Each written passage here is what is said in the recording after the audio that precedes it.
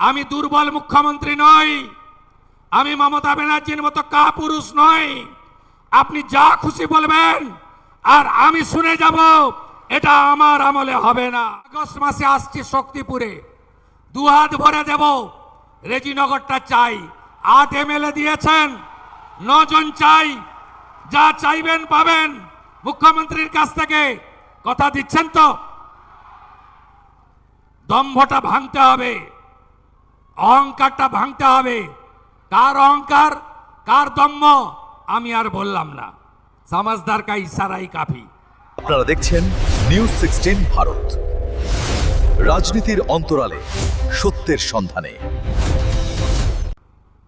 আজকে যারা বলেছিল বিজেপি এলে মুসলিমরা নাকি থাকতে পারবে না, 2 মাস 1 দিন হয়েছে বিজেপির মুখ্যমন্ত্রী কাকে থাকতে দিইনি নাম বলুন বন্ধু। বলেছিলেন দাঙ্গা হবে, বলেছিলেন প্রার্থনা বন্ধ করে দেবে, বলেছিলেন আমাদের ধর্ম পালন করতে দেবে না, বলেছিলেন ডিটেনশন ক্যাম্পে পাঠাবে। আমি জানতে চাই তালিকাটা, জানতে চাই। আমরা ভারতীয় জনতা পার্টি, আমাদের একটাই মন্ত্র বিকাশবাদ, উন্নয়ন। আমাদের নেতা নরেন্দ্র মোদী, আমরা বিকাশ চাই, উন্নয়ন চাই, বিরাসতকে বাঁচাতে চাই, ঐতিহ্যকে বাঁচাতে চাই। তাই তিরিশেশ্বরী মন্দিরকেও আমরা হেরিটেজের মধ্যে এনেছি। আসতে হবে, রাষ্ট্র প্রথম, সংবিধান মানতে হবে। 4700 জন বহরমপুর সেন্ট্রাল জেলে ধরে, আমি আমার কমিউনিটির লাখ লাখ লোককে নিয়ে যাব। মলয় মহাজন, মুখ্যমন্ত্রী, এসপি, আপনাদের কত ক্ষমতা আছে? আমার লক্ষ লক্ষ আমার ভাইকে আপনারা জেলে রাখুন, এ কথা সংবিধান স্বীকার করে না।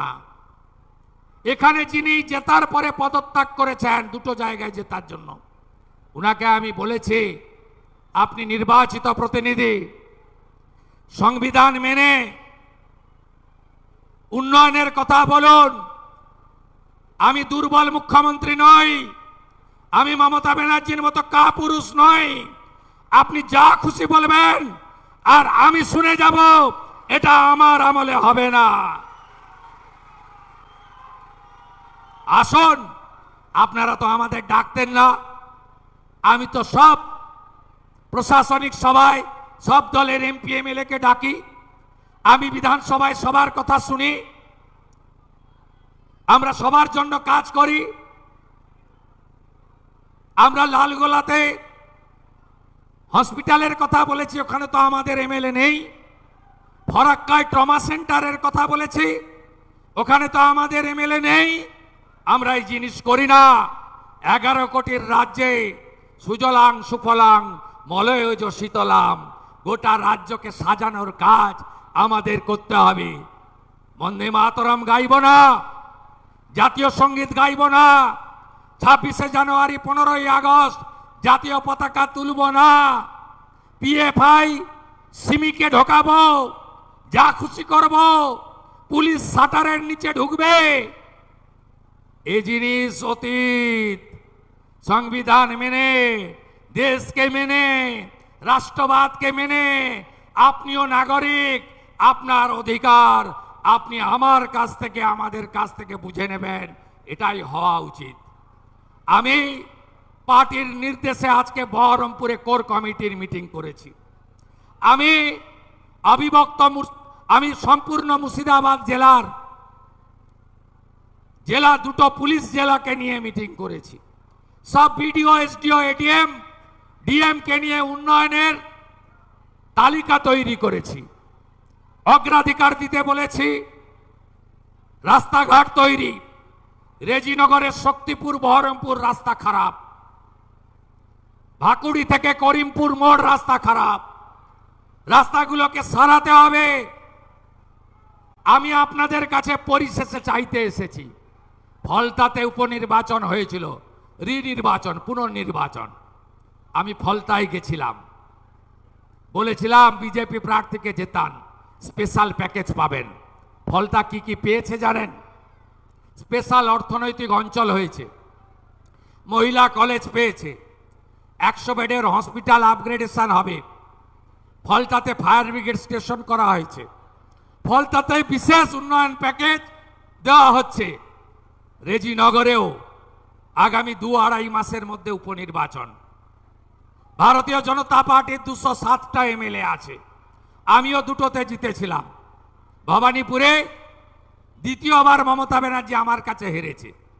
আমার এলাকায় এসে আমাকে হারাতে গেছিল, ওখানকার লোক উনাকে হারিয়ে টাটা বাই বাই করেছে।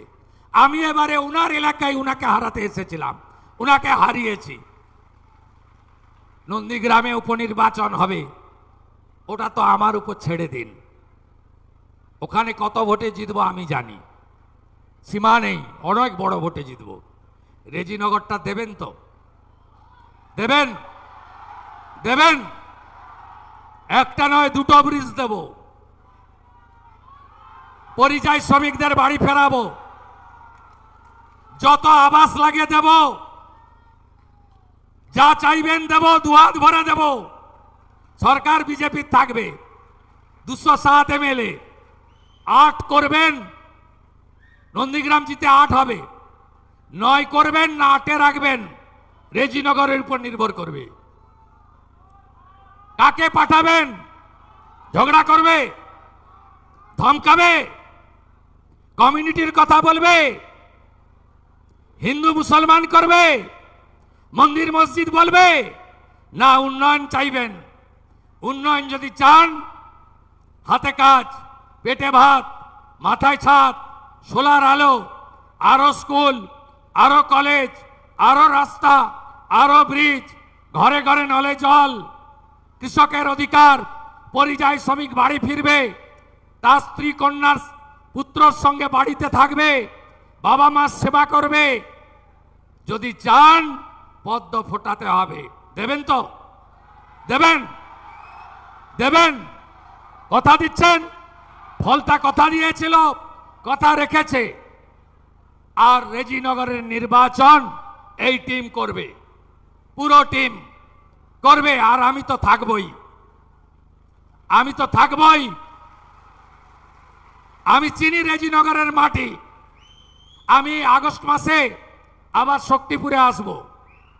এর আগে আমার একটা সভা ছিল শক্তিপুরে, সাকারব সরকার সভাপতি ছিলেন, আমার মাইক খোলা হয়েছিল, আমি ভুলিনি, আমাকে লিখে রাখতে হয় না, আমার এখানে সব থাকে। মাইক খোলা হয়েছিল, মাঠ দেয়নি, রেলের মাঠে সভা করেছি ঝুঁকি নিয়ে, পাশ দিয়েই রেল যাচ্ছিল, হাইকোর্ট থেকে পারমিশন নিয়ে আসতে হয়েছে।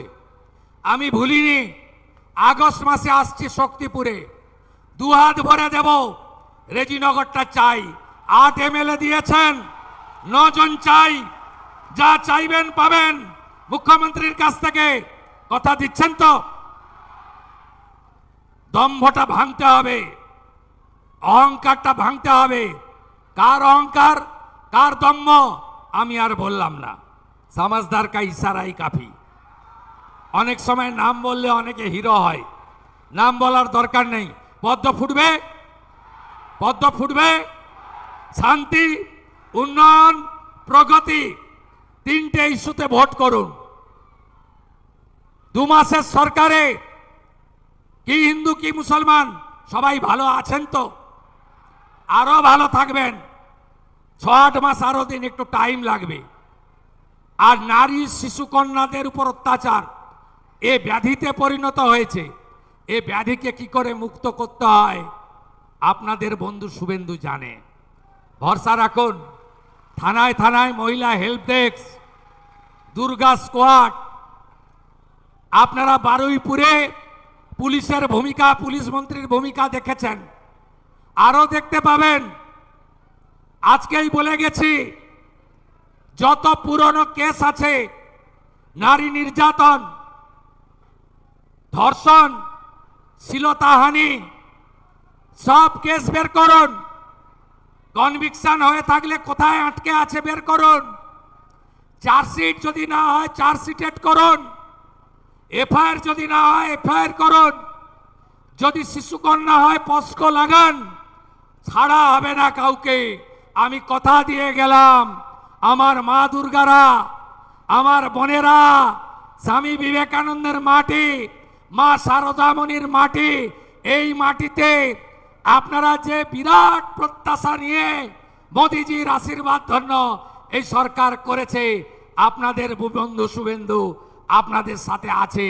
সবটা ব্যবস্থাটাকে নিয়ন্ত্রণ করতে এত পচন, এত ভাইস, এত সামাজিক দূষণ, এত বেআইনি নেশার জায়গা, এত পলিউটেড করে রেখে গেছে আগের মুখ্যমন্ত্রীর নেতৃত্বে তৃণমূলের সরকার।